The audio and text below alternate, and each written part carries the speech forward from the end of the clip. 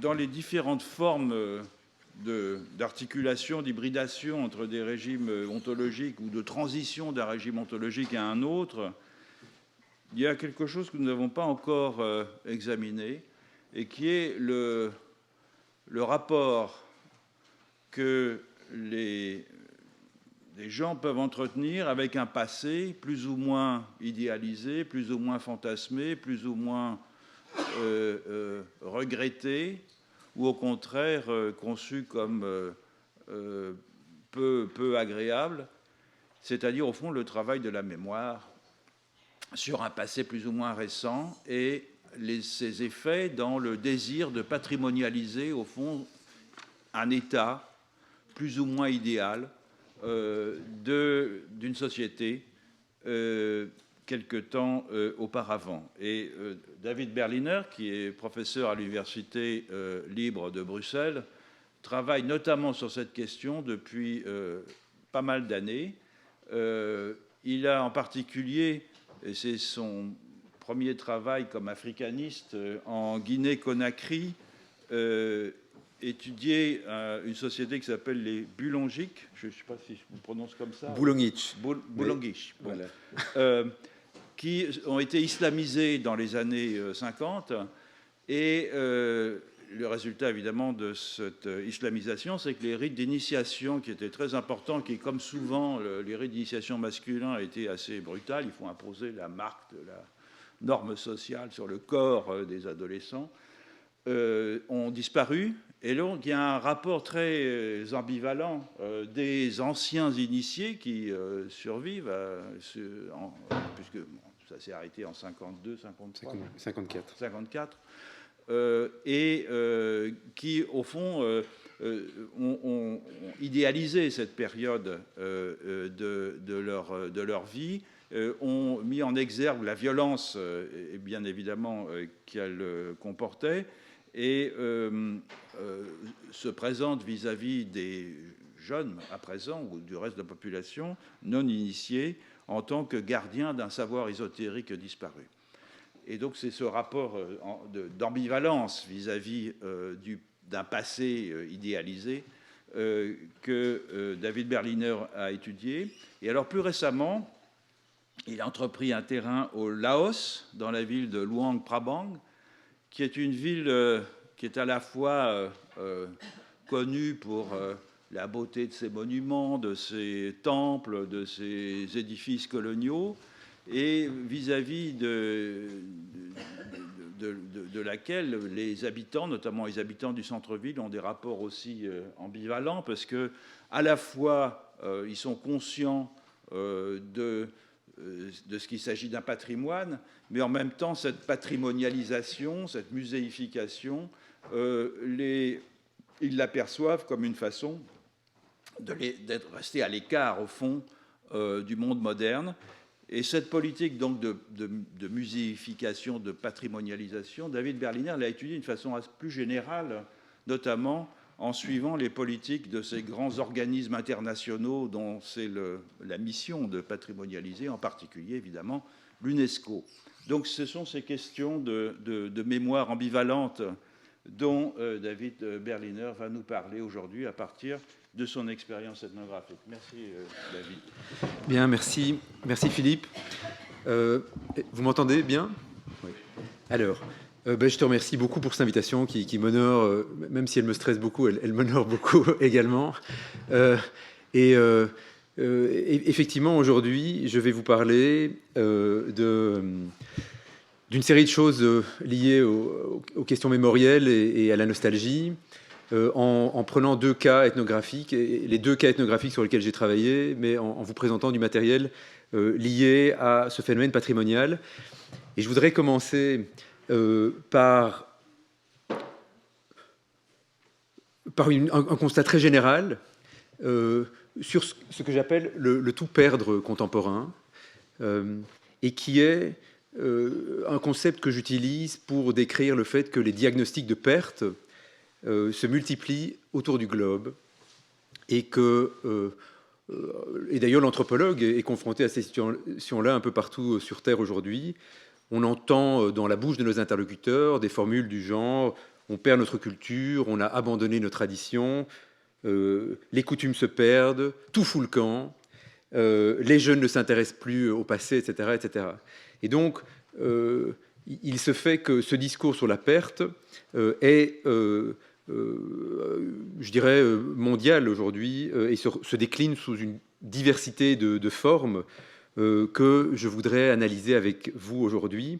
Parce qu'en effet, individus et collectifs sur Terre aujourd'hui s'approprient ce discours sur la perte des traditions, sur la perte de l'identité, sur la perte du savoir, sur la perte des racines. Et je voudrais, en tant qu'anthropologue, nous aider à comprendre quelles sont les modalités contemporaines que prend la perte culturelle dans des environnements socio et culturels différents des nôtres, et surtout examiner quelles sont les formes rhétoriques qui posent le diagnostic de perte. Ce qui m'intéresse, c'est comment est-ce qu'on pose un diagnostic de perte culturelle, quels sont les différents acteurs qui vont poser ce diagnostic de perte, parce qu'on vit dans une époque où le déclinisme est quand même souvent à portée de main, et on a très vite tendance à dire oui, tout se perd, tout disparaît. Je pense qu'en tant qu'anthropologue, on doit prendre ces questions très au sérieux et s'intéresser à ce qui se perd, comment ça se perd, ce qui se transmet, comment ça se transmet, qui sont les acteurs de la perte, etc. Et est-ce que c'est vraiment le cas? Est-ce qu'on est vraiment confronté à des situations de perte ou pas? Je pense que ce sont des questions auxquelles on peut trouver une réponse.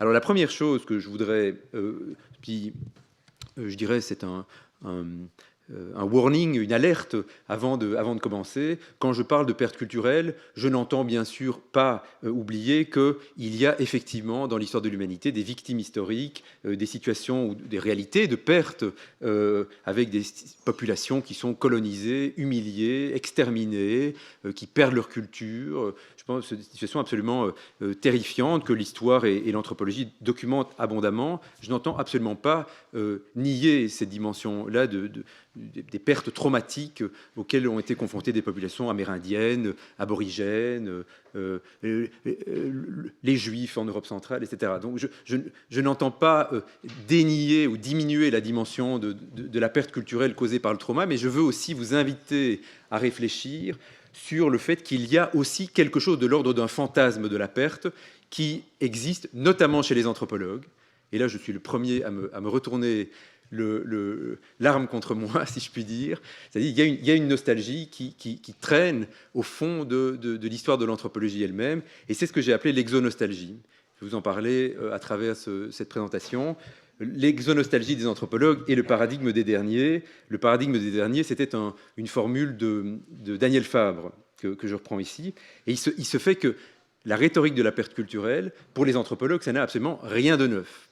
Vous ouvrez Les Argonautes du Pacifique de Malinowski, vous lisez la préface ou la conclusion, et qu'est-ce que dit Malinowski? Il dit « Au moment même où j'écris ces lignes, eh bien, il est déjà trop tard, les populations auxquelles je m'intéresse, alors que l'anthropologie est en train de devenir une discipline sérieuse, scientifique avec sa méthodologie, eh bien, ces populations sont en train de disparaître et l'objet de l'anthropologie est en train de disparaître. » Donc, cette rhétorique de la perte culturelle, je peux vous donner des dizaines et des dizaines d'exemples, elle gît au cœur même de l'histoire de nos disciplines, que ce soit dans les paradigmes britanniques, américains et français.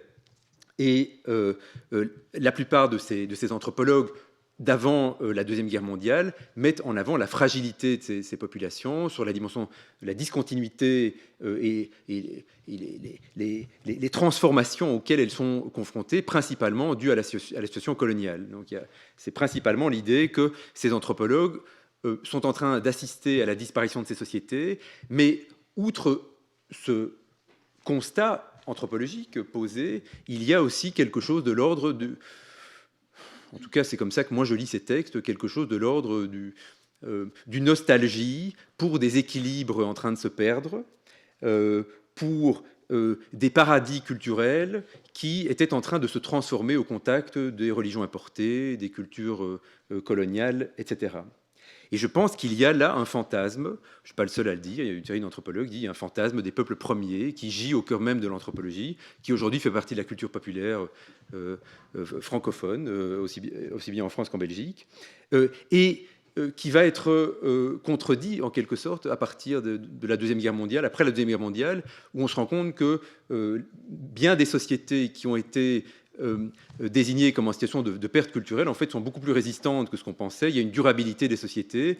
Et in fine, le diagnostic de Malinowski, il est faux. Il s'est planté. Là, il faut bien le dire. Malinowski et la disparition de la Kula, il annonçait la disparition de la Kula, c'est faux.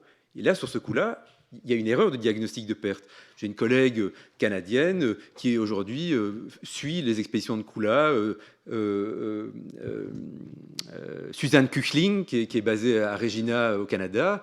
Et vous pouvez d'ailleurs suivre sur Facebook, alors si vous êtes adepte des réseaux sociaux, le parcours de la Kula raconté par Suzanne Kuchling, qui suit les expéditions de Kula. Donc l'argument de Malinowski que ces sociétés disparaissaient, eh bien, c'est une erreur de diagnostic. Et j'appelle cet état, cette posture vis-à-vis de la perte, une exonostalgie. Je l'appelle exonostalgie parce que je pense qu'on doit raffiner cette notion de nostalgie que nous utilisons. Et ce que j'entends par exonostalgie, c'est une posture très particulière vis-à-vis de la perte, mais vis-à-vis de la perte d'un passé que je n'ai pas vécu moi-même, ou de la perte de quelque chose qui ne m'appartient pas. Et une sorte de lamento sur la disparition, mais sur la disparition qui touche les autres.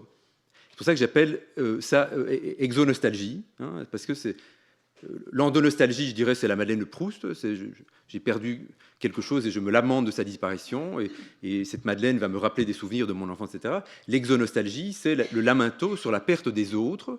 Alors, cette exonostalgie, elle peut prendre une diversité de formes, aussi bien ma nostalgie pour mai 68, je n'ai pas vécu mai 68, je fantasme en tant que jeune, plus aussi jeune que ça, académique sur mai 68 comme étant une période avec des auditoires enfumés et la liberté sexuelle. Beaucoup de mes vieux professeurs me disent « tu fantasmes un peu trop ». Ça, c'est une forme d'exonostalgie. Mais dans la déclinaison de ces formes d'exonostalgie, il y a aussi le lamento sur la perte de la culture des autres, et qui est celle, par exemple, que je rencontre quand j'ai 3 touristes devant un temple au nord du Laos qui disent « Oh, c'est triste, tu vois, ils perdent leur culture ». Parce qu'ils ne portent plus les petites jupes traditionnelles. Voilà, donc il y a 3 touristes hollandais devant un temple à Luang Prabang qui ne portent plus la jupe traditionnelle, et ils se tournent vers moi et ils disent, tu vois, c'est dommage, ils perdent leur culture, ils ne portent plus leur jupe traditionnelle, ils sont habillés en jeans et ils utilisent des cellphones, des portables aujourd'hui. Ça aussi, c'est de l'exonostalgie. C'est l'exonostalgie des touristes qui, j'en parlerai plus tard dans mon exposé, qui se lamentent de phénomènes de disparition qui ne sont pas du tout liés à leur existence, qui sont liés à la vie des autres. Et c'est assez intéressant de voir qu'on est très habile à manipuler cette exonostalgie quand on est loin de chez soi. On veut être des progressistes sociaux chez nous, mais on devient très vite des conservateurs culturels quand on est au loin. Et je vous invite à réfléchir sur cette idée d'exonostalgie qui est donc liée à l'idée d'un ressenti de la perte, mais sans l'expérience directe de la perte. C'est ça l'idée. Il n'y a pas d'expérience directe de la perte, mais néanmoins, ça met en jeu une série d'émotions, de la colère, de l'indignation. Et je pense que cette exonostalgie, elle est fondatrice de l'anthropologie, mais aussi des pratiques muséales de collection. Dans l'idée, ça va disparaître, donc il faut collecter au maximum, avec... et c'est ça que je trouve particulièrement intéressant dans cette approche de la nostalgie anthropologique, ce sentiment que les anthropologues arrivent toujours presque trop tard.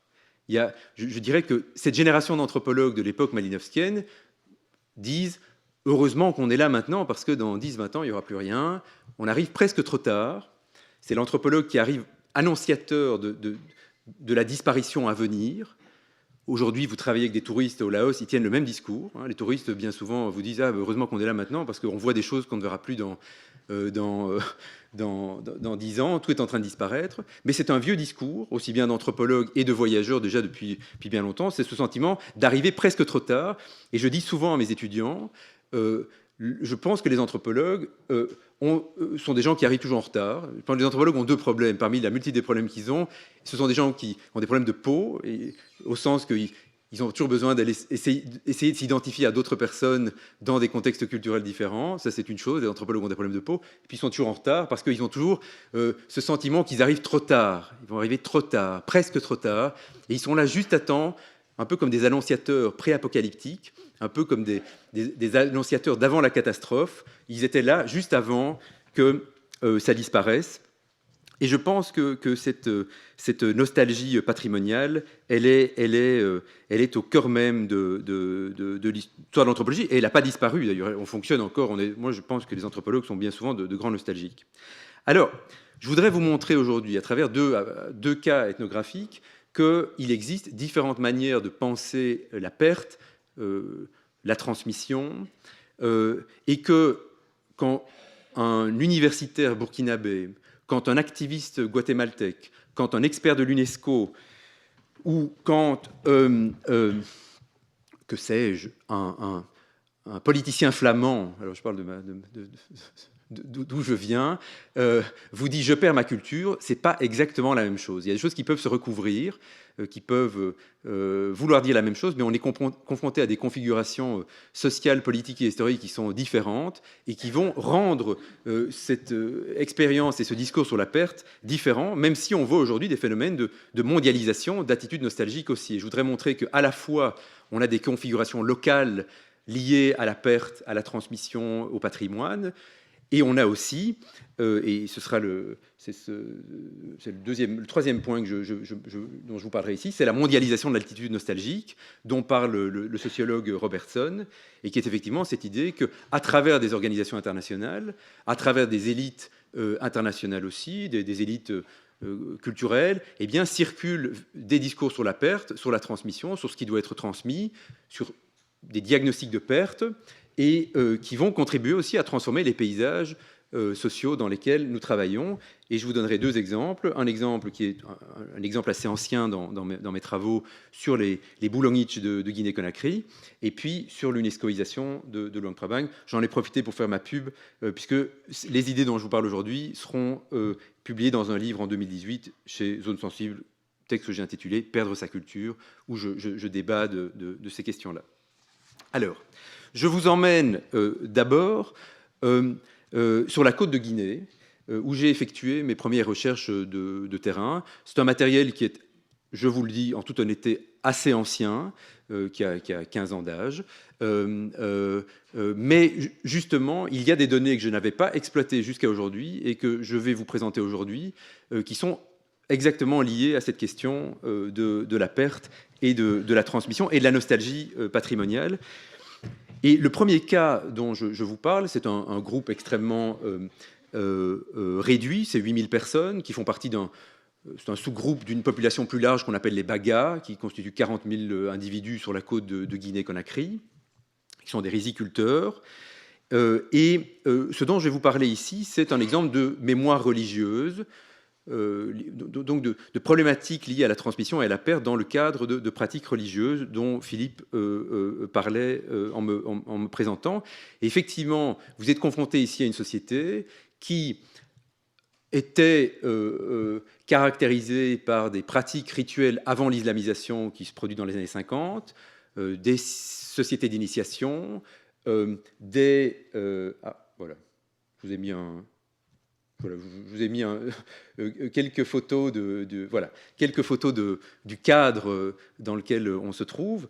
Et c'était des sociétés qui étaient caractérisées par la présence de grandes initiations autour de ce masque ici que vous pouvez voir à droite, qui est un masque à l'allure serpentiforme qui s'appelle Mosolokombo, qui est aussi très connu dans le milieu des collectionneurs d'art, et qui était le masque dirigeant les initiations masculines et qui inspirait un climat de terreur dans cette région de la Guinée, non seulement à travers les initiations, mais à travers toute une série de pratiques religieuses dont qu'il dominait.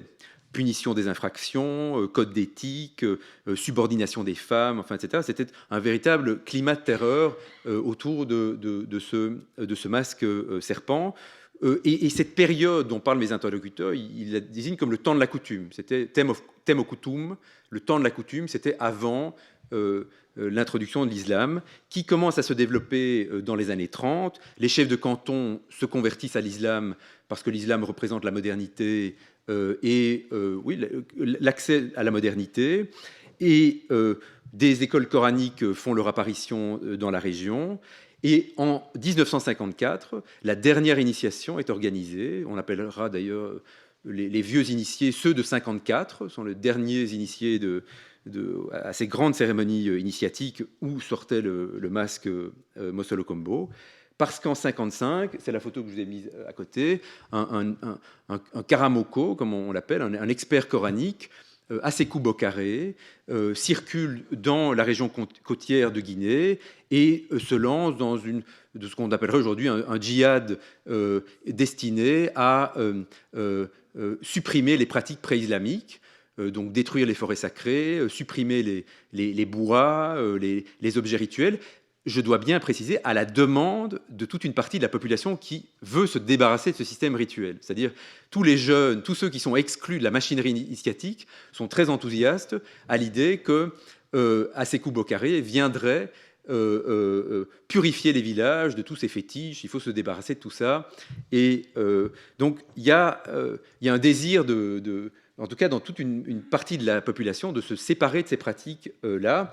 Et c'est assez intéressant. Derrière Bokaré, vous avez des collectionneurs d'art français qui collectent les objets. Donc, certains des objets que vous trouvez aujourd'hui au Quai Branly ou chez des particuliers, eh bien, ont été acquis en suivant Assekou Bokaré sur les traces voilà. Ça, c'est une école coranique contemporaine dans la région.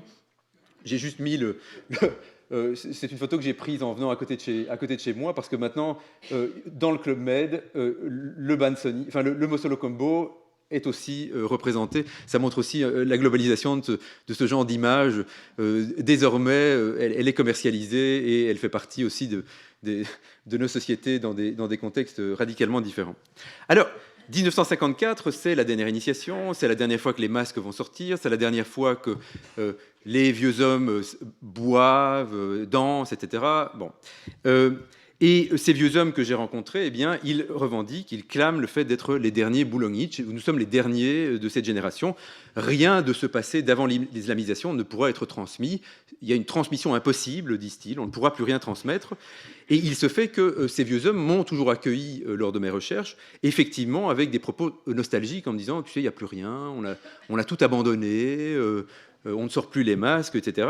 Et ça venait en quelque sorte confirmer aussi ce que des anthropologues avaient écrit à l'époque sur le sujet. Denise Paul avait travaillé dans les années 50 dans cette région-là, et elle avait aussi dit, oui, tout a disparu, il n'y a plus rien, les Bagas ne savent plus ce qu'ils font, ils ont tout perdu, ils ne sont plus les héritiers de leur culture, enfin, etc. Elle a toute une série de propos de cet ordre-là. Et en fait, les discours que j'ai récoltés sur place au début venaient confirmer cette nostalgie d'ethnographe. Je devais me faire à l'idée que eh bien, je ne verrais plus rien, il n'y avait plus de grands masques, il n'y avait plus de cérémonies rituelles. Je devais me faire à cette idée-là, c'était d'un africanisme du passé, et je devais m'orienter vers d'autres questions. Et donc, j'ai été nostalgique aussi dans ces premiers mois de terrain, discours qui étaient confirmés par les jeunes hommes, les jeunes adultes de 20-30 ans, qui me disaient, David, nous on ne connaît rien, tout a disparu, c'est perdu, les vieux qui ont été initiés ne veulent pas nous transmettre, on aurait bien besoin de ces secrets et de ces mystères pour nous aider à gérer les aléas de la modernité, mais les vieux ne veulent pas nous transmettre quoi que ce soit. Bon, il se fait que... il a fallu plusieurs mois, si pas plusieurs années, pour que je me rende compte que les sites de la transmission n'étaient pas ceux auxquels je m'attendais, et que, in fine, bien des choses de l'édifice rituel d'avant ont été transmises. Et je vous donne juste un exemple en passant. Je me souviens un matin, une petite fille de la maisonnée où je travaille, Oumou, elle a 3-4 ans, elle se met à chanter un chant, et je demande au vieux de la maison, je dis, c'est quoi cette chanson? Il me dit, ah ben ça, c'était des chants que les femmes chantaient au moment de l'initiation, il y a 50 ans. Je dis, ah, ça, c'est quand même incroyable. Donc vous me dites qu'il n'y a plus rien, mais il y a encore des choses. Là, la petite fille, elle fait circuler un savoir ou quelque chose lié à ce passé pré-islamique. Et donc, évidemment, ça a ouvert toute une voie de recherche sur la persistance de ces pratiques pré-islamiques, et aussi sur la manière dont vieux initiés, jeunes adultes, vieilles femmes se positionnent aujourd'hui autour de ce temps de la coutume. Je ne vais pas entrer en détail parce que ce n'est pas l'objectif de ma présentation aujourd'hui, mais il se fait que de nombreuses discussions avec les jeunes adultes ont révélé le fait qu'ils ne sont pas du tout amnésiques, mais au contraire, ils sont quasiment paralysés par une mémoire fascinée sur ce passé du temps de la coutume. Ils savent beaucoup de choses sur Mosolo Combo, sur ces génies d'avant l'initiation. Ils sont les porteurs d'une mémoire religieuse pré-islamique. Non seulement ils savent beaucoup de choses à l'imparfait, mais pour eux, bien de ces dimensions religieuses sont au présent, et ils considèrent que Mosolo Combo existe toujours. C'est un génie en l'absence du bois. La plupart des jeunes ne savent pas qu'il y avait un bois, d'ailleurs, qui représentait le génie. Les jeunes adultes disent, mais oui, Mosolo Combo, c'est notre génie, il est très puissant, il nous fait encore très peur aujourd'hui. Toute une série d'anecdotes que j'ai recueillies à l'époque qui montrent qu'il y a une continuité entre le passé et le présent. Un tel Oumar, je cite ici, 18 ans, me dit que Mosolo Combo est encore là avec sa femme et ses enfants. Il vit dans la mangrove. Tu peux le voir là-bas en train de prier. Quand il fait très chaud, tu peux le voir. Je rencontre des groupes de jeunes qui me disent que Mosolo Combo est encore là. Ils l'ont croisé un matin parce qu'ils sont entrés sur un ancien lieu de forêt sacrée, etc. Donc le paysage est encore totalement peuplé de ces entités initiatiques d'avant l'islamisation. Et les jeunes sont porteurs de rumeurs sur les capacités extraordinaires des vieux initiés. Il y a toute une série de discours sur le fait que les vieux continuent à pratiquer, il y a des secrets, ils sont encore, mais ils ne veulent pas nous transmettre. En fait, c'est ça l'idée, c'est que tout est encore là, mais ils ne veulent pas nous transmettre. Et jusqu'à présent, ça existe. Et d'ailleurs, isomorphie intéressante, un jeune homme me dit, les forêts sacrées ont été rasées, mais aujourd'hui, les vieux vont à la Mecque, ce lieu uniquement pour les vieux et où les hadjs voient tous les secrets. Donc, il y a une transposition de la Mecque comme le lieu des secrets. C'est un phénomène assez intéressant. Donc, les jeunes sont totalement fascinés par l'existence de ces savoirs barricadés. Et il y a une forme d'interaction qui est extrêmement intéressante que j'ai étudiée là-bas entre les vieux initiés et les jeunes adultes, autour, et une congruence, je dirais, autour de l'impossibilité à savoir, puisque les vieux initiés ne cessent de dire on ne peut rien transmettre, il n'y a plus d'initiation, donc on ne peut pas transmettre, on ne peut pas vous transmettre, il y a plus de, nous sommes islamisés, nous sommes les derniers bouloniches. Et les jeunes adultes qui sont congruents, qui disent c'est vrai, on est incapable, on ne connaît rien, nous on ne serait pas capable de préserver ces secrets. Donc, il y a une espèce de reconnaissance de cette fondamentale impossibilité à transmettre et à recevoir. Ce qui est intéressant, c'est que vous vous rendez très vite compte que pour les vieux initiés, transmettre, c'est pas du tout la métaphore glorifiante de la transmission patrimoniale. Transmettre, c'est perdre quelque chose. Quand les vieux disent « je ne veux pas te transmettre », c'est parce qu'il y a le risque de perdre un savoir. Et donc, c'est l'inverse de notre métaphore glorifiante de la transmission. Il faut transmettre. Et ça, là, vous avez une situation où le secret, un environnement saturé de secrets, où transmettre en l'absence de conditions nécessaires à la transmission des secrets, c'est-à-dire des initiations, de la souffrance, etc., nous menace de perdre quelque chose. Et donc, vous avez une interaction très intéressante à analyser. Là, d'un côté, ces jeunes qui disent « je connais rien et je peux rien comprendre, j'ai pas les moyens », et les vieux qui pérennisent la structure du secret en disant « il y a toujours des secrets ». Il y a quelque chose de l'ordre d'une réalité auquel vous n'avez pas accès, auquel nous avons eu accès en tant que vieux initiés, qui est hautement précieux et qu'on ne peut pas vous transmettre et qu'on ne peut certainement pas patrimonialiser. Certainement pas patrimonialiser. Et ça m'amène à vous parler de ce matériel que je n'avais pas utilisé dans le passé. C'est justement la situation de ces élites urbaines dans cette configuration liée à la persistance des secrets, qui sont des citadins, donc qui sont des personnes qui ont quitté les villages depuis extrêmement longtemps. Certains sont nés d'ailleurs en ville et vivent dans les grandes villes, Conakry, ou dans les villes secondaires, Kamsar, Bofa, etc., de la côte de Guinée. Ils ont été scolarisés.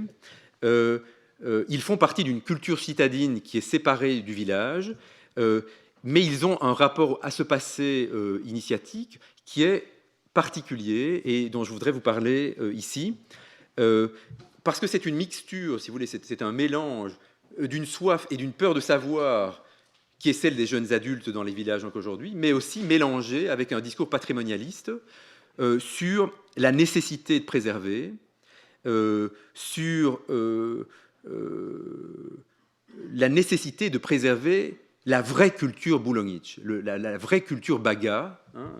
Et l'utilisation ici de la notion d'authenticité, de vérité est importante, parce que c'est quelque chose qui revient toujours, il faut préserver la vraie culture Baga. Ce sont des gens donc, qui sont scolarisés, se sont frottés au discours patrimonialiste de Sékou Touré, se sont frottés aussi à des conceptions patrimonialistes de l'UNESCO, dans certains cas, et qui désormais combinent aussi bien un savoir sur les secrets et la peur des secrets, mais aussi une perspective universaliste sur la culture, qui est comparable à d'autres cultures.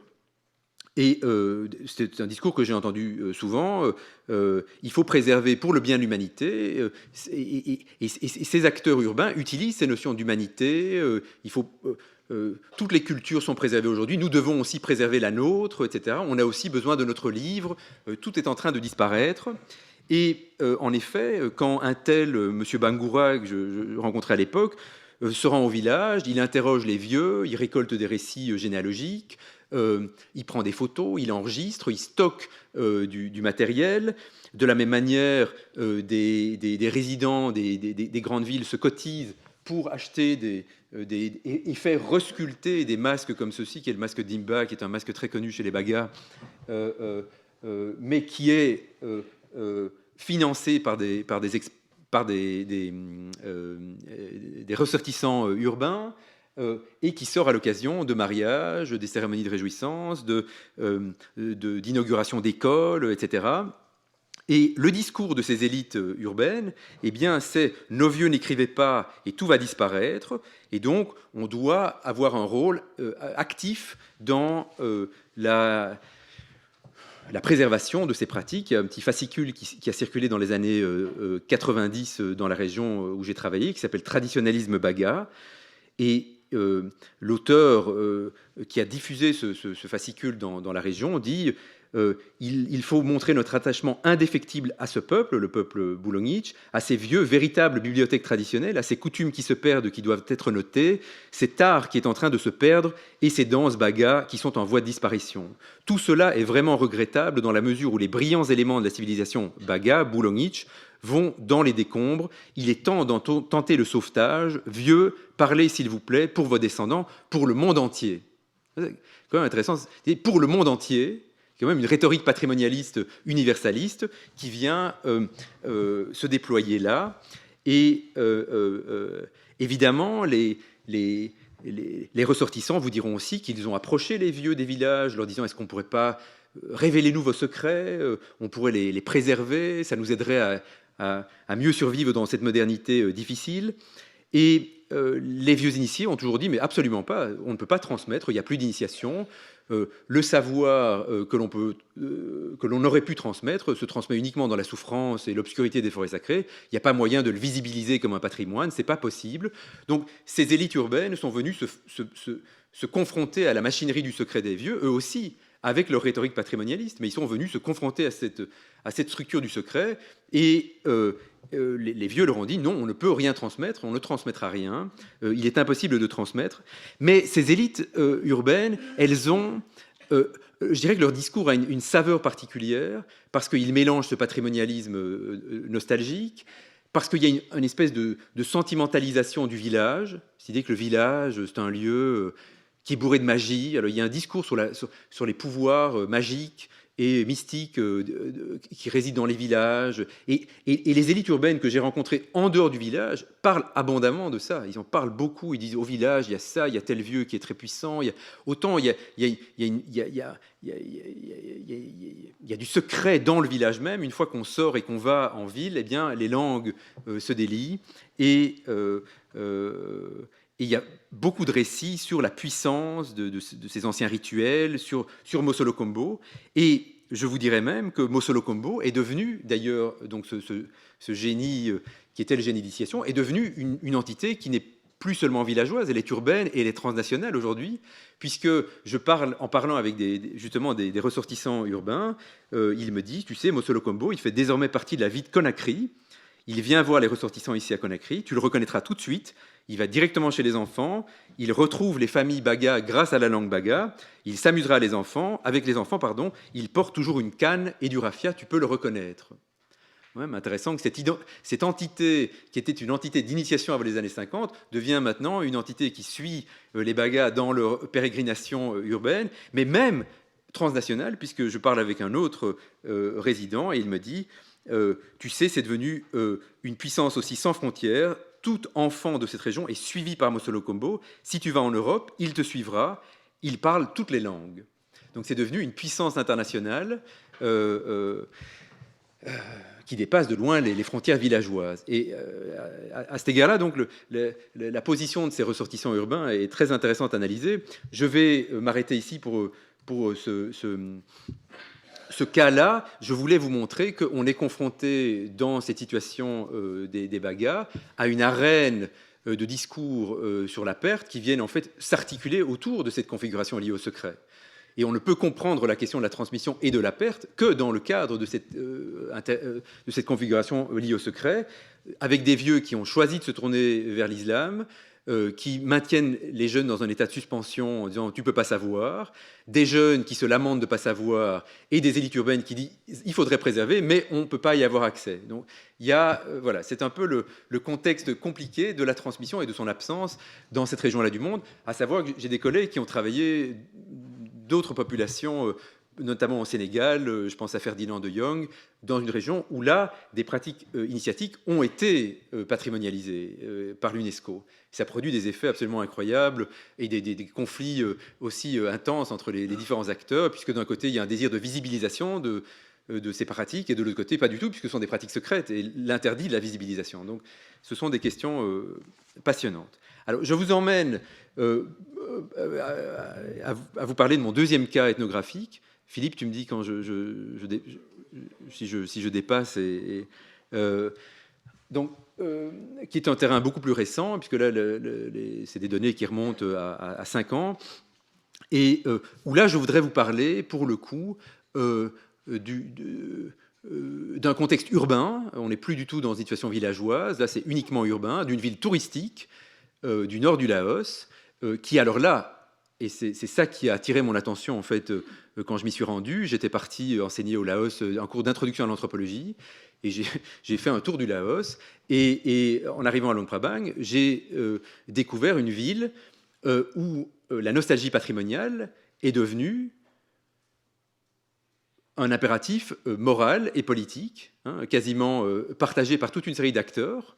Hein. C'est une ville qui est une arène patrimoniale, avec toute une série d'acteurs différents qui vont contribuer à cette patrimonialisation, à cette mise en patrimoine, et où la nostalgie patrimoniale est devenue un leitmotiv pour une série d'acteurs, pas tous. Et c'est ça qui rend aussi le phénomène intéressant, c'est que dont je vais vous parler ici, dans ce cas-là, c'est qu'on a aussi une diversité d'acteurs, des acteurs qui sont très engagés dans cet effort patrimonial, qui sont très nostalgiques, avec différents types de nostalgie que je tenterai de préciser, et puis d'autres qui ne sont absolument pas nostalgiques, qui diagnostiquent la disparition, mais qui ne sont pas du tout dans un discours sur la perte et sur un lamento sur la perte. Et ça, ce sont principalement les résidents de la ville qui ne se lamentent pas du tout de perdre leur culture, et confrontés à des experts de l'UNESCO qui diagnostiquent une perte culturelle. Bien.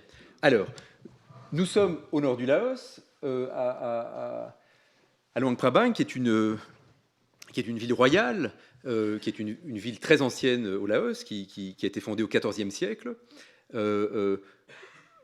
en même temps qu'un royaume, le royaume de Langsan, a été fondé sur des populations qui étaient indigènes, des populations Khmu, et qui est devenu un royaume bouddhiste qui va connaître une série d'invasions à partir du XVe siècle, les Vietnamiens, les Birmans, les Thaïs, les Chinois, jusqu'aux Français, qui établissent un protectorat au Laos, qui persistera jusqu'en 1953.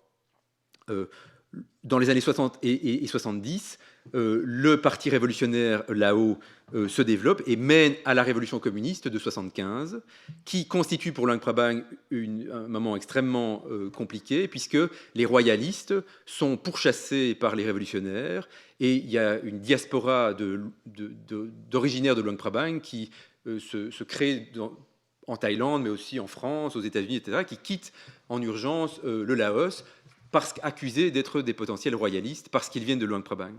Donc c'est une histoire très compliquée, c'est une histoire qui est bien souvent souffrante. C'est une histoire de fuite pour bien des anciens habitants de la ville, de remplacement de population aussi.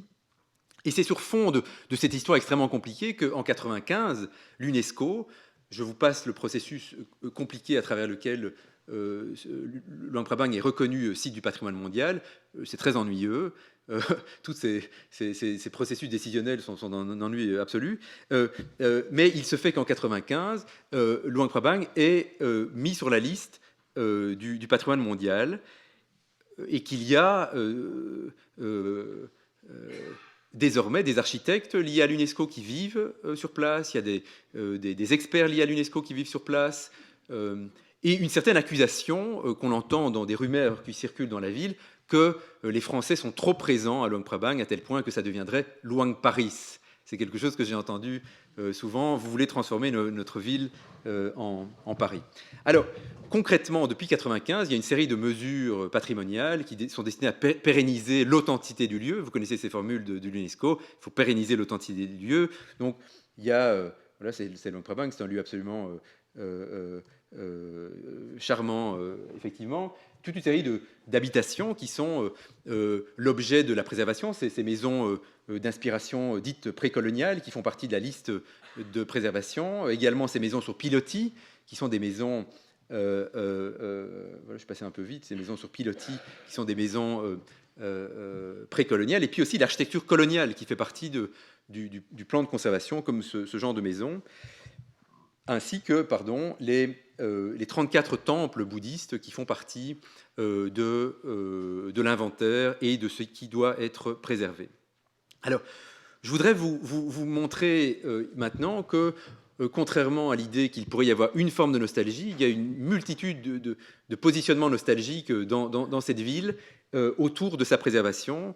Et je vais vous parler d'acteurs très divers, aussi bien les acteurs du patrimoine que les élites locales, que les touristes, etc. Et vous allez voir que c'est une arène très compliquée dans laquelle viennent se déployer des nostalgies aux allures assez différentes.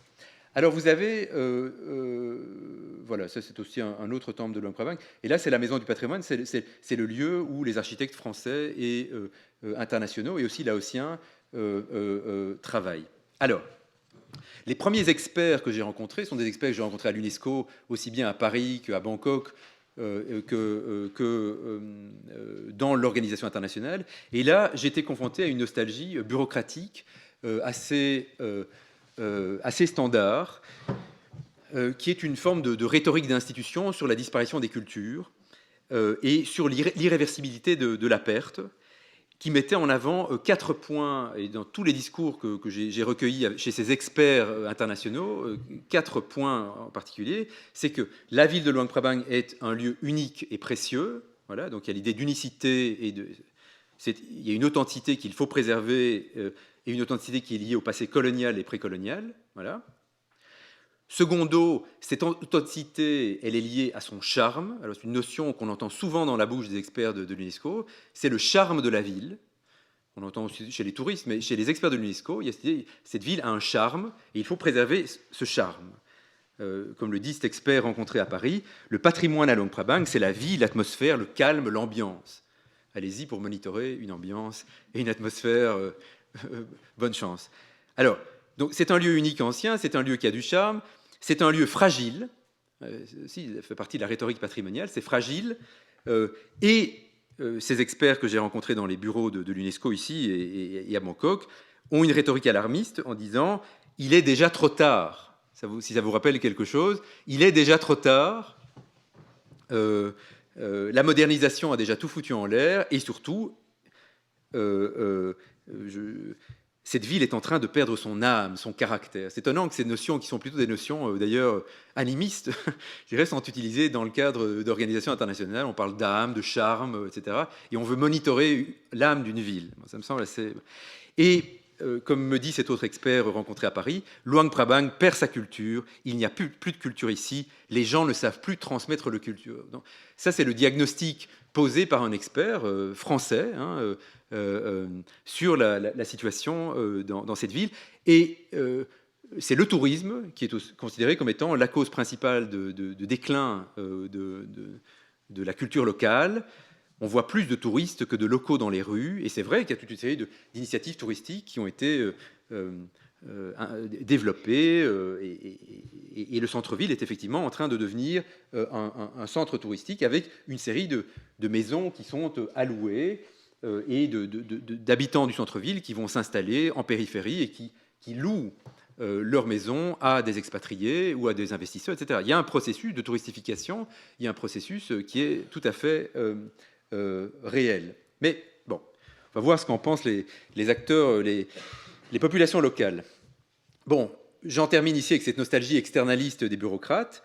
C'est une nostalgie pour un site dont ils ne vivent pas la vie au quotidien. C'est une nostalgie qui est produite dans les bureaux ici à Paris ou à Bangkok. Et donc, il y a une certaine désincarnation. C'est toujours un regard éloigné. Il y a une forme d'expertise sans émotion. Alors là, pour le coup, qui contraste radicalement avec les experts que vous allez rencontrer sur place. Il y a des experts qui vivent à Luang Prabang depuis 10 ans, depuis 15 ans, depuis la reconnaissance, depuis le listage par l'UNESCO. Et alors là, par contre, ces experts français, principalement, que vous allez rencontrer sur place, c'est totalement différent. La nostalgie qu'ils mettent en jeu est une nostalgie qui n'est pas bureaucratique, externaliste, désincarnée, mais c'est une nostalgie qui est extrêmement liée au vécu qu'eux-mêmes ont de l'expérience de la ville. Et alors là, pour le coup, le stéréotype d'expert désincarné ne tient pas du tout la route pour ces experts qu'on rencontre à Luang Prabang, puisque eux vont déployer le thème nostalgique de la disparition de la ville, et ils le combinent à leur vécu, à leur expérience de la ville, et leur ton est celui de l'indignation, de la dénonciation. Luang Prabang deviendrait un Disneyland, un zoo. Je cite ici l'un des experts qui vit sur place et qui me dit « La préservation de la ville, c'est une catastrophe, un échec, un naufrage, un désastre, une horreur, au sein duquel ils perçoivent leur travail d'expertise comme une lutte permanente. Pour certains, c'est une mission impossible. » Dit, moi, je suis un mercenaire ici, c'est le discours d'un expert de l'UNESCO qui vit sur place. Il dit, je suis un mercenaire face à l'afflux des touristes, face à l'incompétence des locaux, et tout fout le camp. Voilà.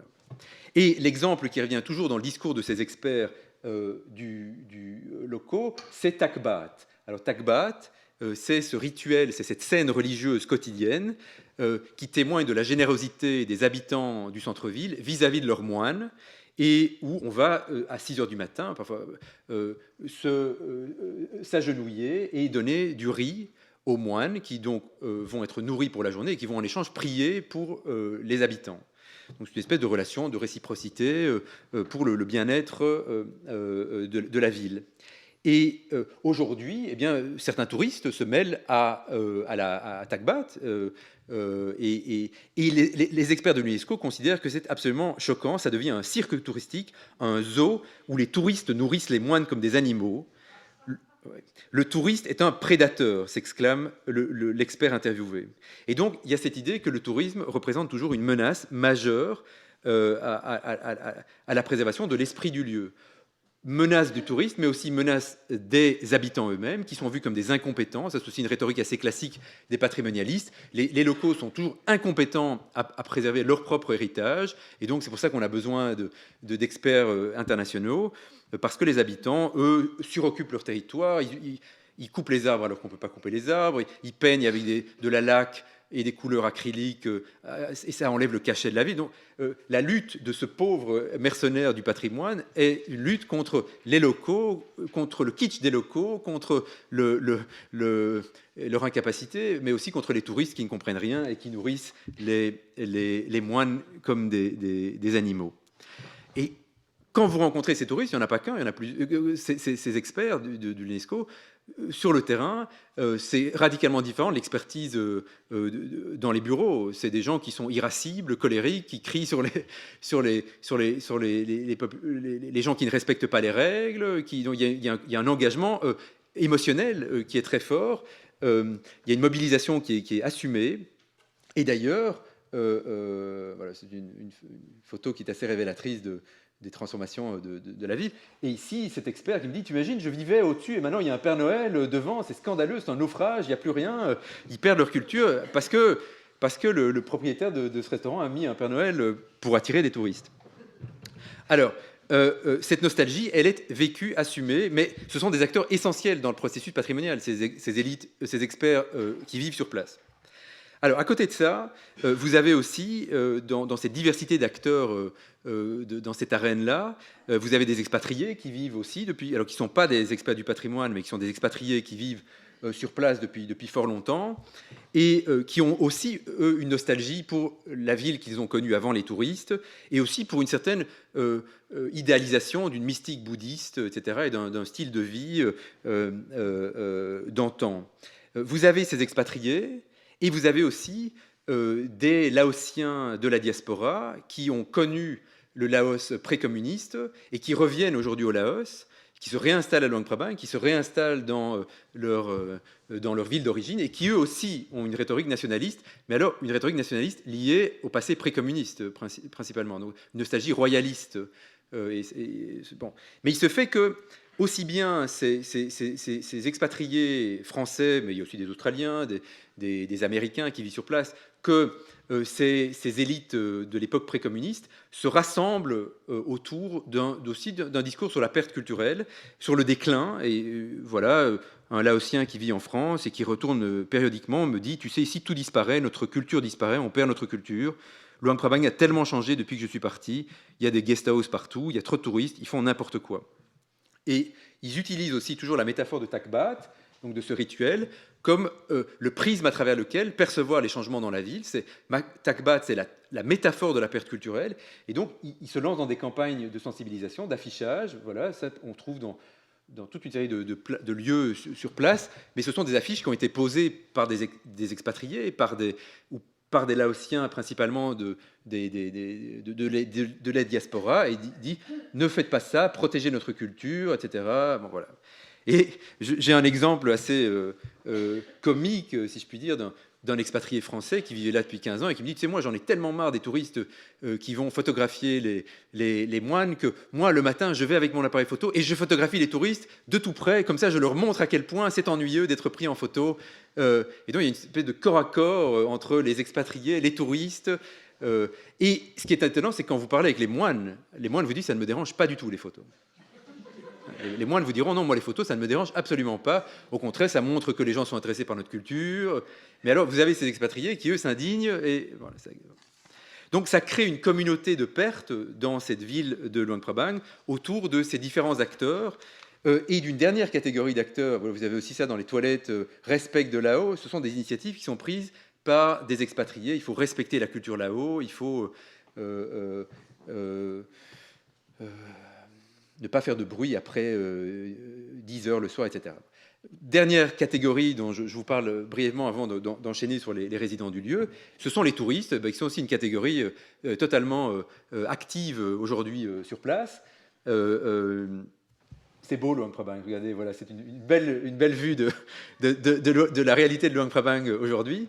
Et ce sont des profils extrêmement divers, je ne vais pas entrer dans le détail, il y a vraiment des gens d'horizons extrêmement différents qui s'arrêtent par Luang Prabang, mais il y a quand même une attraction nostalgique autour de ce que représente cette ville. C'est une jolie petite ville traditionnelle qu'il faut visiter, parce qu'elle est encore préservée des assauts de la modernité, de la modernisation. C'est le discours qui est véhiculé par ces touristes. La plupart des Occidentaux tombent pour le charme indo-chinois qui leur est offert. On a l'impression dans les cafés d'être transporté à l'époque indo-chinoise avec les ventilos, les couleurs, etc.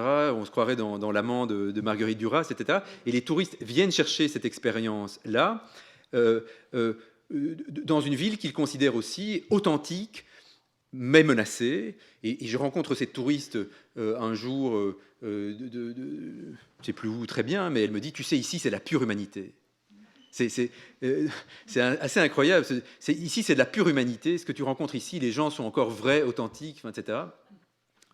On se croirait chez Frédéric Lopez. Mais le discours aussi, c'est on peut rencontrer des moines et c'est une expérience qui est faite de respect mutuel. On discute avec les moines. Alors évidemment, les moines, ils tournent ça à leur avantage, ils prennent les numéros de téléphone, ils reçoivent des cadeaux. Enfin, il y a toute une économie aussi du don et du contre-don entre les moines et les touristes. Mais il y a cette idée que, et je vous donne un exemple d'une touriste qui me dit, La ville est un peu moins paisible, mais tu sais, les marchés te donnent encore un repas copieux à 40 centimes d'euros. Ça confirme que le Laos conserve son âme authentique. Donc si on paye 40 centimes d'euros, on est dans l'authenticité. C'est assez intéressant comme positionnement. Bon, mais il y a chez les touristes cette idée d'âme authentique, il y a cette idée de perte culturelle. Je vous disais, ces 3 touristes que je rencontre devant un temple et qui me disent, tu sais, regarde, et ces 3 touristes hollandais qui me disent, tu sais, les femmes ne portent plus les jupes traditionnelles, c'est dommage. Ou une autre touriste américaine que je rencontre qui me dit, regarde, et tu vois, ils regardent la TV maintenant, ils perdent leur culture. Il y a cette idée que c'est une vieille exonostalgie d'anthropologues, des vieux anthropologues, de dire que la modernité, ça va irrémédiablement aboutir à la perte et à la disparition. Donc, il y a une attraction nostalgique pour une attirance nostalgique pour cette ville, certes aseptisée, parce qu'on ne veut pas quand même vivre à l'époque non plus du Laos précolonial, c'est le confort de la bonne nourriture et des guest houses quand même relativement propres, mais il y a une attirance pour le pittoresque que représente cette ville, une imagination passéiste qui attire les touristes et qui est offerte par les entrepreneurs locaux. Ça, c'est évident. Les Laotiens du coin, ils ont bien compris qu'en mettant Indochina Spirit, ou ici, en vous invitant à visiter cet hôtel qui est un monde d'enchantement et de nostalgie, mais également en venant vous chercher à l'aéroport avec ce genre de voiture, que plus personne ne veut conduire au Laos, mais qui enchante les touristes qui descendent de l'avion et qui sont cherchés en une vieille Mercedes. Voilà. Donc c'est l'imagination nostalgique, vintage si vous voulez, qui est offerte, et on parle d'un véritable business de la nostalgie. C'est une notion qui a été utilisée par un collègue. Donc cette imagination passéiste, elle est offerte aux touristes. L'engagement nostalgique des touristes, il est néanmoins très faible. Il n'y a pas de mobilisation, c'est en passant, quoi. On est nostalgique pendant une demi-heure. On se dit, ah, c'est dommage, c'était bien. Et puis on passe à autre chose, on va faire du rafting, fumer de l'opium. C'est une nostalgie qui est en passant. Ce n'est pas une nostalgie qui s'inscrit dans... Bon. Et alors, enfin, vous avez les résidents de la ville, et là, vous allez voir qu'il y a un désajustement autour de la perte qui est extrêmement intéressant à analyser. C'est que la plupart des résidents ne sont pas du tout dans un discours et dans un diagnostic de perte culturelle, contrairement au discours des experts, des touristes, des expatriés ou des Laotiens de la diaspora. J'ai fait des centaines d'interviews avec des habitants du coin, aussi bien des habitants du centre-ville, mais des responsables politiques, des moines, des experts religieux, en me demandant, mais est-ce qu'eux sont nostalgiques de cette ville dont se lamentent, dont sont nostalgiques les experts de l'UNESCO. Et il se fait que... et aussi, qu'est-ce que ça fait de vivre dans une ville du patrimoine? Comment est-ce qu'ils ressentent cette expérience de vivre dans une sorte d'hétérotopie patrimoniale, dans une espèce de bon. Alors, d'abord, c'est intéressant parce que le mot patrimoine en Laos, c'est Moladok. Et initialement, ça désigne le patrimoine familial, c'est ce qui se transmet dans la famille. Mais quand je parle avec mes interlocuteurs, ils me disent que c'est désormais un patrimoine.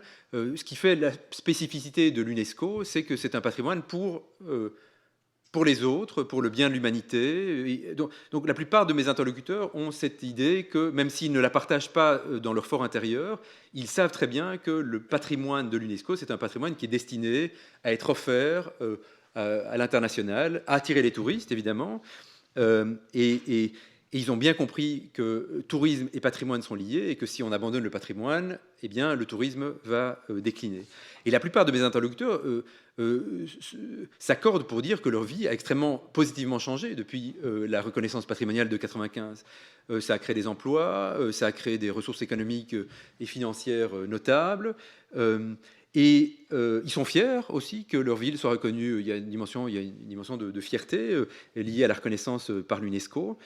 Au contraire, il y a aussi un accent sur les contraintes qui sont désormais dont ils sont l'objet. Et il y a cette formule que j'ai souvent entendue, Moladok Monahok, c'est-à-dire le patrimoine, c'est l'enfer. Et parce que c'est un enfer de réglementation, de règles à suivre, on ne peut plus construire comme on veut, on ne peut plus planter comme on veut, on ne peut plus détruire comme on veut. Donc il y a un sentiment de dépossession qui est néanmoins aussi, qui va de pair avec le listage par l'UNESCO. Donc il y a un sentiment de dépossession. Autre chose qui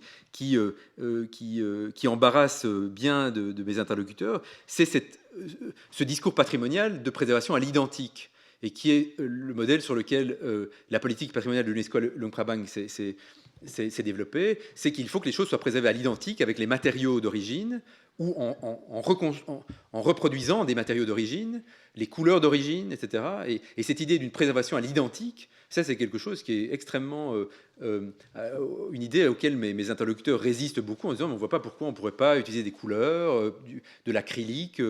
Un temple en acrylique, c'est très beau, et donc il y a des désajustements esthétiques, et mes interlocuteurs ont une compétence esthétique, contrairement à ce que disent les experts de l'UNESCO. Ils ont une compétence esthétique, peut-être pas la compétence esthétique de l'UNESCO, mais ils ont une compétence esthétique de ce qu'est un temple beau, efficace, qui va attirer du monde, etc. Donc, les anciens matériaux, c'est très problématique. Et donc, il y a certaines maisons qui, effectivement, dans le centre-ville, tombent à l'abandon parce que c'est trop cher. Les matériaux qui sont demandés par l'UNESCO sont des matériaux, c'est le bois, c'est des matériaux qui sont onéreux. Or, mes interlocuteurs veulent davantage utiliser des matériaux moins chers. Et une des choses qu'on entend souvent, c'est que le problème de l'UNESCO et du patrimoine, c'est qu'ils veulent que tout soit conservé à l'ancienne. Ici, les gens veulent pouvoir faire des adaptations modernes. Le patrimoine est trop obsédé à tout faire comme avant, on ne doit pas tout garder. Ça, c'est le discours de mes interlocuteurs.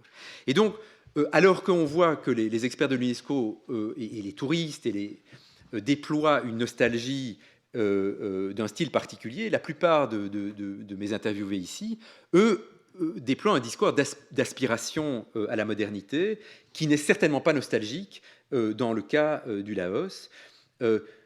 Je peux vous donner une série d'exemples de ce vieil homme qui me dit tu sais, ici, les choses ont beaucoup changé et c'est très bien. Le passé, c'est le passé. Nous n'avons aucun regret. Avant, c'était bien. Maintenant, c'est encore mieux. D'autres insistent nous, on veut encore plus de touristes et d'avions à Luang Prabang. Donc, c'est un discours qui est radicalement contraire à celui des experts de l'UNESCO. Ils disent surtout pas agrandir l'aéroport, ça va attirer plus de touristes. Et pour mes interlocuteurs, ce discours et la patrimonialisation, en quelque sorte, c'est une manière de prendre pied dans la modernité et pas de les en protéger. La patrimonialisation, c'est un discours de rentrer de plein pied dans la modernité, dans la mondialisation. Et d'ailleurs, toute une série de mes interlocuteurs disent nous, on aime bien le centre-ville, il faut conserver le centre-ville, mais on ne veut plus vivre là-dedans. On ne veut plus vivre dans ces vieilles maisons où il y a de l'humidité, etc. C'est bon pour montrer aux touristes. Nous, on préfère construire des grandes villas aux alentours et qui pourraient les blâmer. Bon. Alors, ça ne veut pas dire qu'il n'y a pas de nostalgie.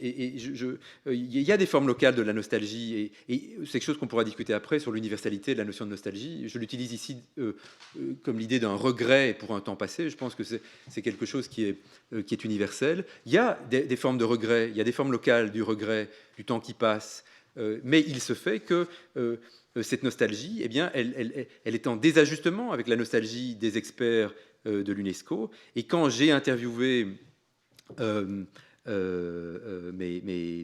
cette diversité d'interlocuteurs, ils mettent la plus souvent l'accent sur la continuité, alors que les experts de l'UNESCO mettent l'accent sur la discontinuité.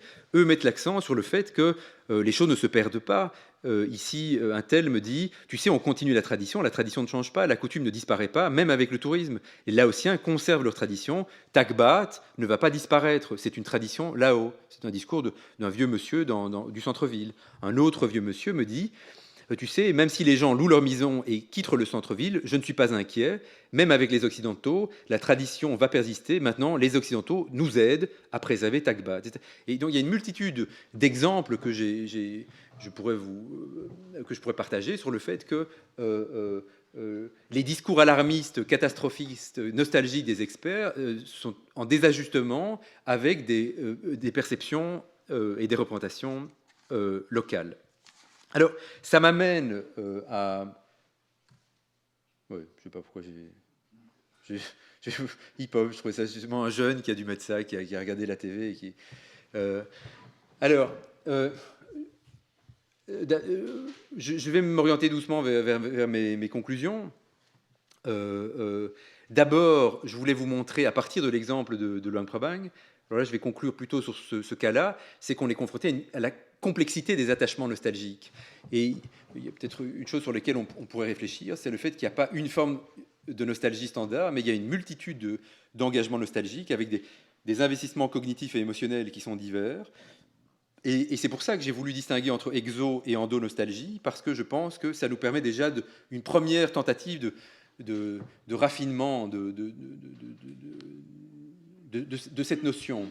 Et parce que quand vous voyez la manière dont ces différents acteurs à Luang Prabang s'engagent avec le passé de la ville, vous avez des investissements cognitifs et émotionnels qui sont différents. Même dans certains cas, l'expert bureaucrate de Paris, c'est un investissement qui est essentiellement cognitif, sans engagement émotionnel. C'est une nostalgie qui est principalement une exonostalgie, sur un lamento sur la perte des autres, mais sans engagement émotionnel extrêmement fort. Par contre, quand vous voyez l'engagement de l'expert sur place, bien, là, il y a une combinaison d'une nostalgie de son vécu à lui depuis 15 ans sur place qui vient se combiner avec un discours sur la perte des autres. Le touriste aussi, c'est une nostalgie qui est extrêmement superficielle, si je puis dire. C'est une nostalgie qui est un discours qui est rarement accompagné d'un engagement émotionnel très fort. Par contre, quand vous parlez avec les expatriés du lieu, eh bien, parfois ils connaissent très mal l'histoire de la région, mais ils sont extrêmement engagés émotionnellement pour la préservation. Donc il y a des formes d'engagement nostalgique qui sont différents,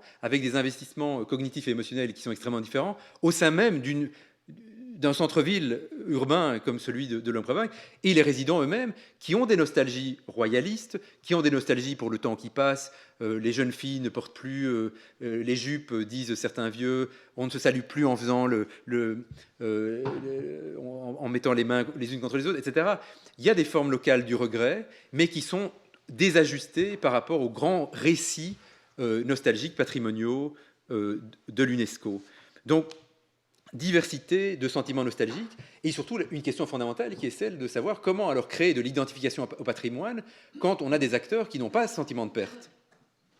C'est quoi faire du patrimoine quand les acteurs avec lesquels vous travaillez ne ressentent pas la perte? C'est une question fondamentale que l'UNESCO et beaucoup d'agences patrimoniales ne se posent pas, puisque c'est souvent des pratiques top-down, du haut vers le bas, ou venant d'élites vers des populations locales. Mais c'est une question majeure, je pense, c'est cette question de l'identification, surtout pour des populations qui ne s'identifient pas et qui n'ont pas de discours de perte sur la perte de leur culture. Alors, trois constats théoriques pour clôturer mon exposé d'aujourd'hui. D'abord, évidemment, vous l'avez compris, une invitation à faire une anthropologie des formes locales, des diagnostics et des remèdes contre la perte. Je pense que les anthropologues, les sociologues et bien d'autres disciplines intéressées par la question de la transmission et de la perte ont tout intérêt à écouter ce que les acteurs disent, les savoirs réflexifs qu'ils produisent sur la transmission et la perte. Dans toutes les sociétés, il y a des discours sur ce qui se perd, ce qui se transmet. Et c'est vrai que nous, anthropologues, on peut apporter cette dimension-là, de s'intéresser à, par exemple, pourquoi des catégories d'acteurs décident d'abandonner des pratiques. Je trouve que c'est une question extrêmement importante. Pourquoi des groupes comme les initiés dont j'ai parlé au début, qui veulent abandonner des pratiques religieuses parce que l'islamisation représente un bénéfice en termes d'accès à la modernité, etc. Il y a un intérêt fondamental pour les anthropologues à porter leur regard sur pourquoi des gens se désintéressent de pratiques, pourquoi ils décident d'arrêter de les pratiquer, et c'est pas toujours une imposition, la perte culturelle, c'est pas toujours une imposition de l'extérieur, ça peut être un désir. C'est pour ça que j'ai utilisé aussi la notion de désir dans mon titre. Il y a un désir de transmettre, mais il y a aussi parfois un désir de ne pas continuer. Ça, c'est une notion qui me semble importante. La deuxième chose, c'est il y a le discours des acteurs, et puis il y a ce que nous pouvons aussi dire comme anthropologues. Et on fait des modèles. On fait des modèles de ce qui se transmet et de ce qui se perd. Donc, si vos interlocuteurs vous disent ça se perd, parfois, effectivement, vous vous rendez compte qu'il y a des choses qui transmettent par-delà le discours de perte. Et c'est ce que j'ai montré au début dans mon exposé, c'est que par-delà un discours sur de la disparition de la coutume, il y a toute une série de pratiques liées à la coutume qui persistent, et que la transmission ne se perd pas toujours où on l'attend. Et dans ces moments où il y a une rhétorique décliniste qui a un impact sur nous, eh bien, je pense qu'on a tout intérêt à réfléchir aux mécanismes de la transmission et de la perte. Comment est-ce que ça se passe? Et on peut, en combinant des méthodes qualitatives et parfois quantitatives et intergénérationnelles, documenter la perte. On peut documenter, on peut mesurer comment les choses se perdent et comment les choses se transmettent. Je pense à ce récit. Alors, si vous trouvez la référence, je serais vraiment intéressé, parce que je ne parviens plus à trouver la référence de cette petite, comment est-ce qu'on va dire, cette histoire du Yiddishland des Juifs d'Europe de l'Est. Je sais qu'elle a été citée par Freud, elle a été reprise par Carlo Severi dans un texte plus récent, mais je ne connais pas je serais content de savoir si quelqu'un connaît cette histoire. C'est l'histoire d'un jeune homme qui raconte une histoire où son grand-père allait à un arbre et faisait un rituel, etc. Et puis son père ne connaissait plus le rituel, mais il y avait toujours l'arbre, donc il continuait d'aller à l'arbre, etc. Et le jeune homme dit, eh bien moi, je ne sais plus où est l'arbre, je ne connais plus le rituel, mais je vous raconte cette histoire. Et c'est toujours ma manière d'être juif. Et je pense que c'est assez révélateur aussi des mécanismes de la transmission, et que pour lutter contre le tout perdre contemporain, contre le déclinisme, on doit aussi s'intéresser aux mécanismes de la continuité, et ils se jouent de manière extrêmement compliquée, en dehors des voies auxquelles on les attend, et donc ça nous invite à réfléchir. En fait, toutes ces débats sur la perte culturelle nous invitent aussi à réfléchir sur la durabilité des sociétés. Et je reviens à ce que j'ai dit au début, je ne suis pas en train de nier les traumatismes, bien au contraire, mais les sociétés incorporent bien souvent ces traumatismes. Elles peuvent durer avec leurs traumatismes, et je pense que c'est un aspect qui est passionnant à analyser.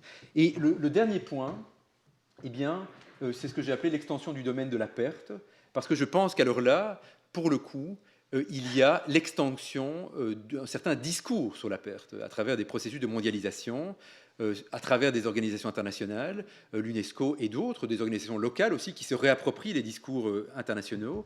Il y a une extension du domaine de la perte et du diagnostic de type UNESCO. Alors ça, c'est un autre aspect qui est aussi passionnant à analyser, c'est l'intrication aujourd'hui de rhétorique plus ancienne avec ces diagnostics patrimonialistes contemporains. Mais je voudrais aussi mettre en avant, pour terminer, ce qu'on pourrait appeler l'aura de la nostalgie. Parce que la nostalgie, une fois qu'elle est réappropriée, en tout cas cette nostalgie patrimoniale de type UNESCO, elle produit des effets très réels. La nostalgie, c'est pas simplement un sentiment passéiste, un lamento. La nostalgie, quand elle est liée à des politiques patrimoniales, elle produit des effets très réels sur la vie des gens. Des nouvelles configurations sociales, des ressources économiques, des conflits politiques. Cette patrimonialisation, elle produit des effets très réels. Et donc, cette nostalgie patrimoniale, elle est performative. Elle produit des effets dans les sociétés dans lesquelles elle est déployée. Mais elle produit aussi un effet d'attraction. Il y a quelque chose d'attirant alors, c'est quelque chose qu'on pourrait discuter dans le débat, mais il y a quelque chose de captivant aussi chez toute une série d'élites internationales et pas seulement. Cette nostalgie a une aura, cette nostalgie patrimoniale, elle a une aura, elle produit quelque chose, elle produit des effets sociaux, politiques, et elle est aussi attirante. Et là, il y a une question sur les effets de la nostalgie et sur l'aura de cette nostalgie.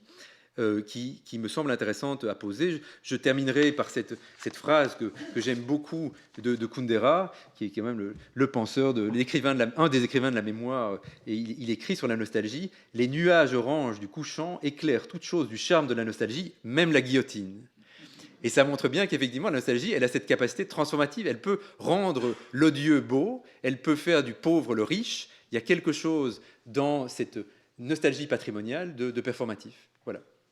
Merci.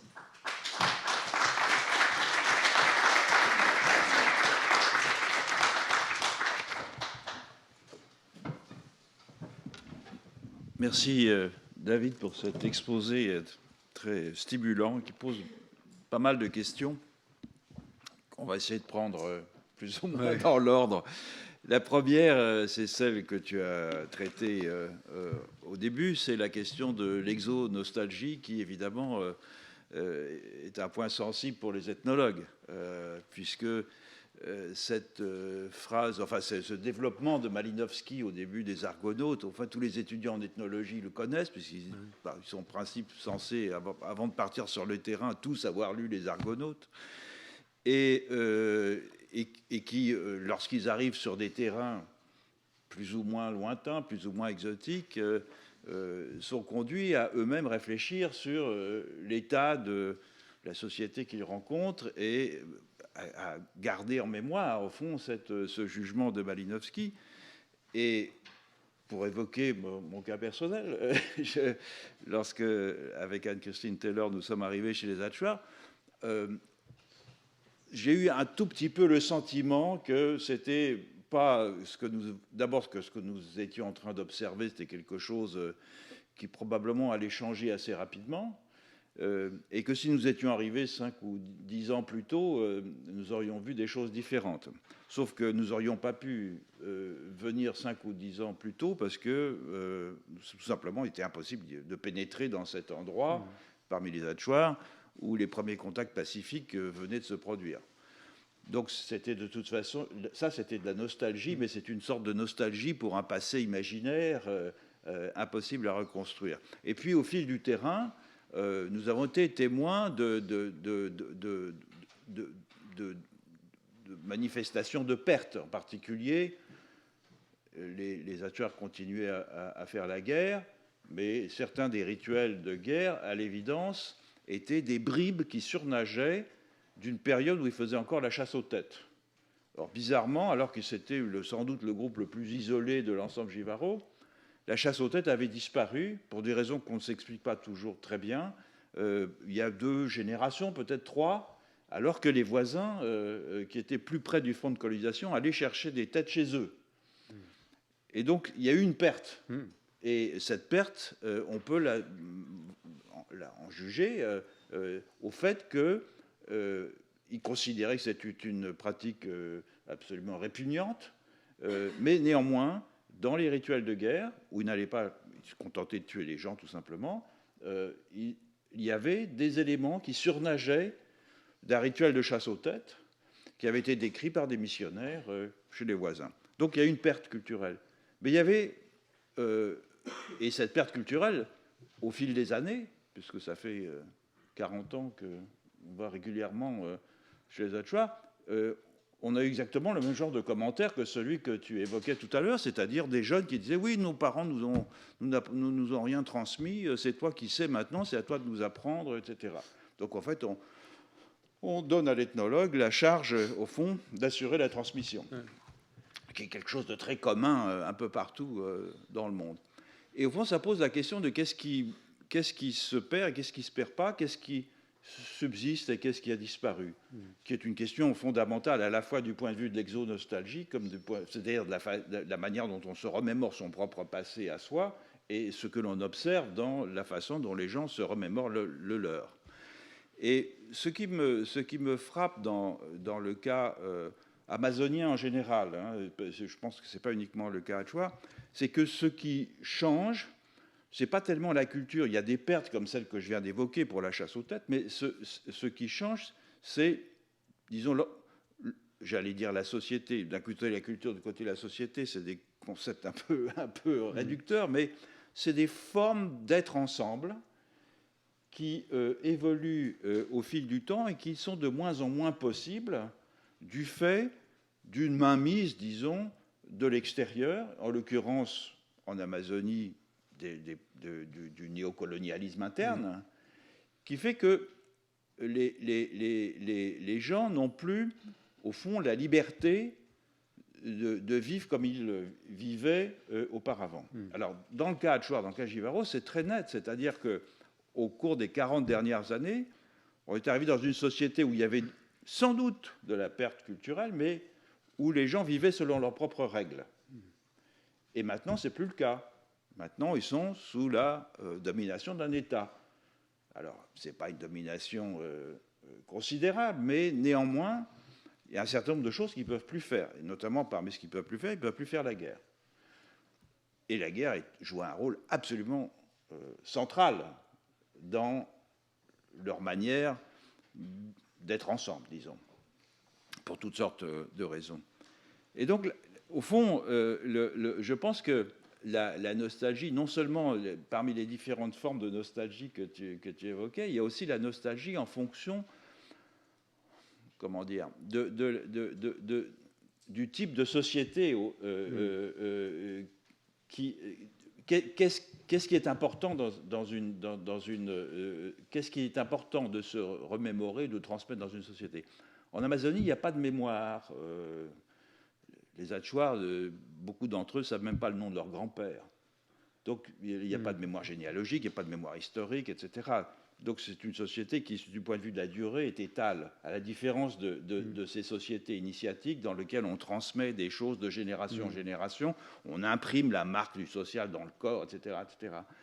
Et je pense que ces choses-là, précisément, diffèrent. Et ce qui me frappe entre les ethnologues de l'Amazonie de ma génération et puis mes étudiants, c'est que nous avons vécu, pour beaucoup d'entre nous, dans des sociétés qui, encore une fois, vivaient selon leurs propres règles. Et la plupart de nos étudiants font maintenant des choses différentes, c'est-à-dire qu'ils font un travail qu'on n'a, nous, jamais véritablement fait, c'est-à-dire un travail linguistique en profondeur pour analyser des discours de sociétés qui sont, d'un certain point de vue, dépendantes d'un corps extérieur, de colons, qui sont obligés évidemment de se défendre aussi contre la spoliation territoriale et la domination, etc. Et donc il y a vraiment quelque chose aussi qui a disparu. Et qu'est-ce qui a disparu? C'est l'autonomie. Alors, mais ce qui est bizarre, c'est qu'au fond, dans le discours patrimonial qui existe aussi en Amazonie, exactement comme ce que tu as évoqué, ce n'est pas le discours de la nostalgie ne porte pas sur cette perte d'autonomie, qui pour nous est évident, mais il porte sur la perte culturelle. Comme je l'ai dit tout à l'heure, on ne sait plus rien, c'est toi qui dois nous apprendre, etc. Et pourquoi? Parce que la culture est devenue quelque chose, alors que c'était une sorte d'implicite de vivre ensemble partagé, c'est devenu quelque chose de patrimonialisé par l'intermédiaire précisément de ces grandes organisations internationales. Et l'UNESCO n'est pas présent chez les acteurs, mais ce qui percole, au fond, c'est l'idée de patrimonialisation. Et elle percole absolument partout. Et au fond, alors c'est une première question. Est-ce que cette idée de patrimonialisation, ça n'est pas une façon, pas nécessairement délibérée d'ailleurs, d'éliminer complètement la domination politique, impérialiste, néocoloniale, qui assujettit des populations à une mondialisation qu'on tend à déplorer en termes culturels, mais qui est aussi une mondialisation en termes de domination politique et économique. Ça, c'est une première question qui permet de combiner, au fond, l'idée d'exonostalgie et puis le constat de ce que l'on observe et la façon dont les gens parmi lesquels on réside, au fond, perçoivent, peut-être de façon un peu oblique, ce qui se passe sans nécessairement mettre un nom dessus. Est-ce que ça te... Ah, tu veux... Je ne sais pas, est-ce que cette idée... Moi, il y a plein d'idées qui surgissent à ce que tu dis. D'abord, autour de la question générationnelle, je pense qu'effectivement, je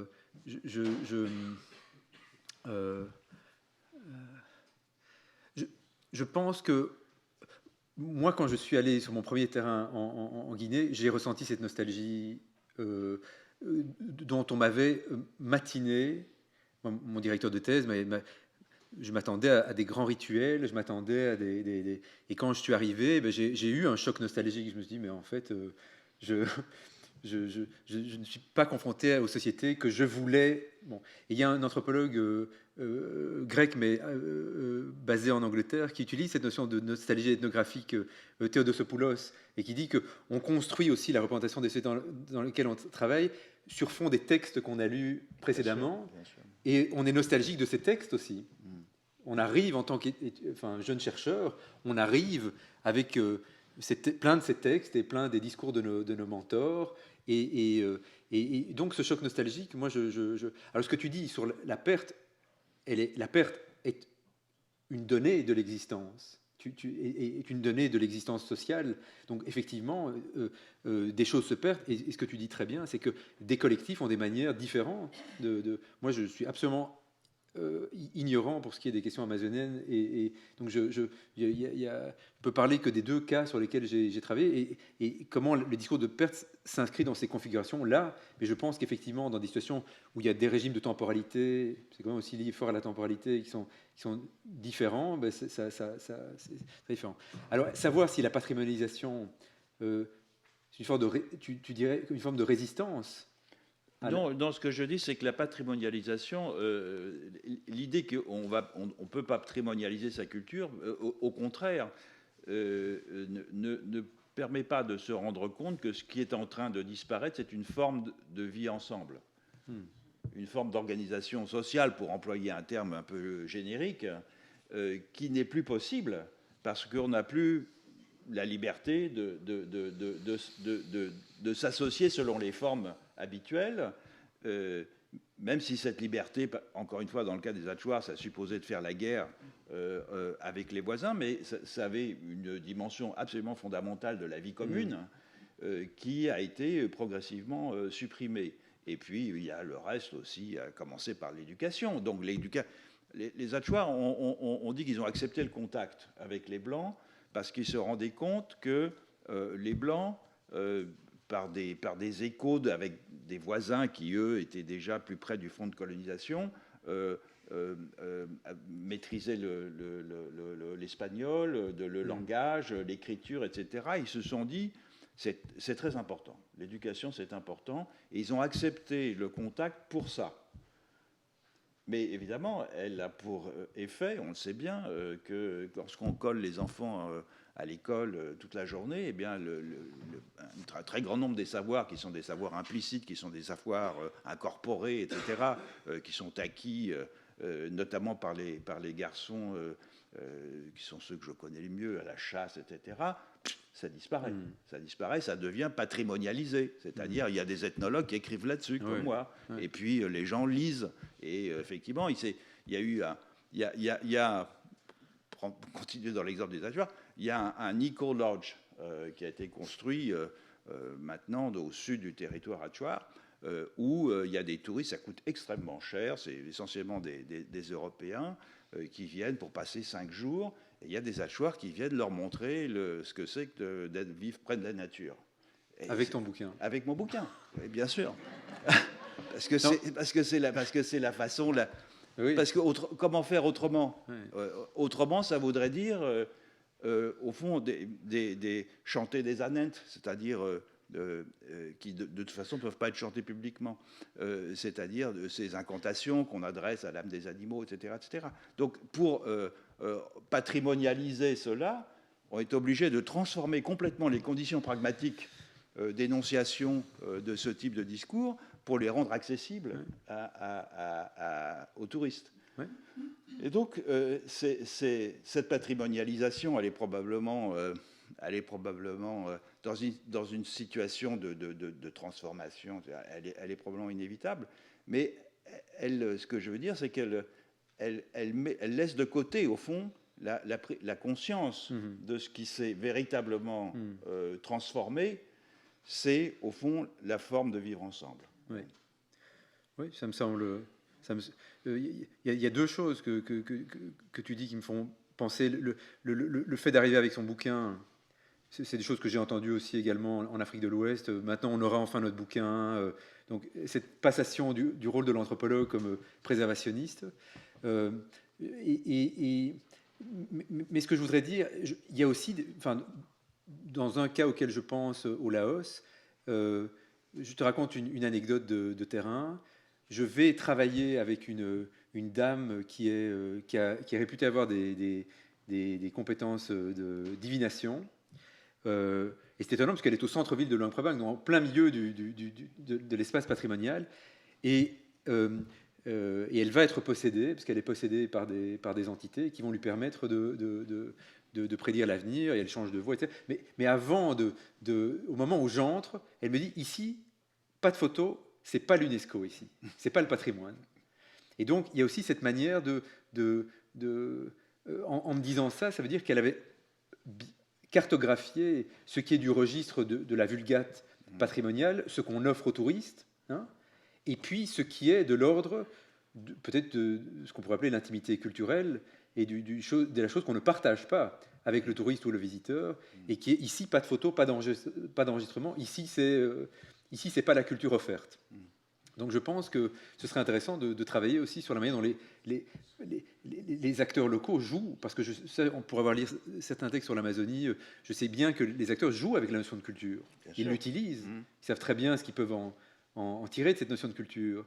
Et donc il y a des ruses autour de la notion de culture et qui effectivement témoignent du fait que le patrimoine, ce n'est bien qu'une voie parmi bien d'autres. Juste une autre anecdote, mais qui ne concerne pas l'Amazonie.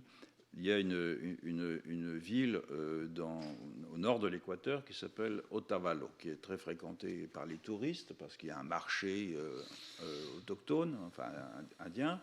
Et cette ville est le centre d'une communauté amérindienne, d'Indiens qu'on appelle Otavalo, Otavaleños, etc., et qui sont assez connus. Vous avez certainement vu en France, où ils sont présents dans le monde entier. Ils ont un système qui est assez proche, au fond, du système des Mormons, c'est-à-dire que tous les jeunes vont faire cette sorte de service à l'étranger. Et pourquoi ? Pour vendre des textiles. Et donc, ils ont un costume qui est assez caractéristique. Ils ont une longue natte dans le dos. Ils ont un poncho gris, un grand feutre gris. Donc, on les voit dans le métro ici, etc. Et donc, ils ont pendant longtemps exporté des textiles qu'ils faisaient à la maison. D'ailleurs, historiquement, c'est intéressant parce qu'ils ont, sinon mécanisé, en tout cas semi-industrialisé la production du textile en travaillant dans des haciendas de textile, mises sur pied par la couronne espagnole qui demandait un tribut en textile.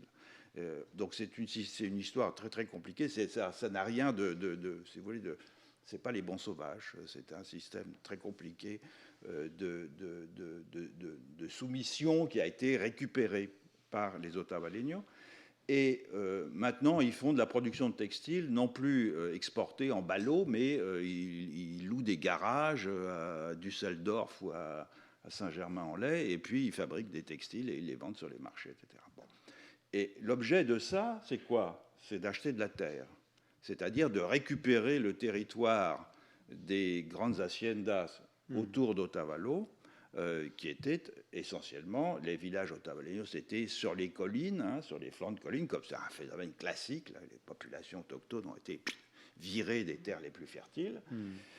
Et ils ont donc, avec cet argent, racheté de la terre à une époque où, en plus, disons, c'était pas très intéressant de continuer à faire du bétail dans les haciendas parce que c'était pas la forme la plus capitaliste, la plus rentable. Et donc, progressivement, ils ont récupéré avec ça une grande partie du territoire. Et puis, ils ont commencé, dans la ville d'Otavalo, à racheter des maisons. Pourquoi ? Parce que ces maisons, elles appartenaient aux propriétaires des haciendas qui vivaient pas, enfin, une partie de la semaine en ville, sur leur hacienda, mais une partie de la semaine en ville. Donc, ils ont racheté ces maisons. Ce sont des maisons coloniales, et donc c'est des petites villes coloniales très jolies. Et voilà pas que lorsqu'ils rachètent les maisons, ils les démolissent et ils construisent des trucs en béton. Alors, catastrophe, l'UNESCO arrive en courant, évidemment, le Patrimonio National, enfin tous les organismes qui sont, ils disent, mais qu'est-ce que vous faites ? Pourquoi est-ce que vous détruisez les maisons coloniales ? Et un jour, il y a un Otavaleño qui a répondu, est-ce que j'ai une tête de colonial ? C'est exactement ça, c'est pas... Ils n'avaient pas envie d'habiter dans les maisons de leurs colonisateurs. Et c'est là qu'il y a des conflits d'interprétation sur ce qui se transmet, se passe, et ce qui est effectivement accessible à l'exonostalgie ou pas. Oui, c'est des choses que j'ai entendues au Laos de personnes me disent, tu sais, l'UNESCO, c'est un détail. C'est un détail, l'UNESCO. L'UNESCO est là depuis 15 ans, nous on est là depuis tellement plus longtemps. L'UNESCO, c'est bon. Ouais. Je ne vais pas mobiliser la parole. Je pense qu'il y a probablement des questions.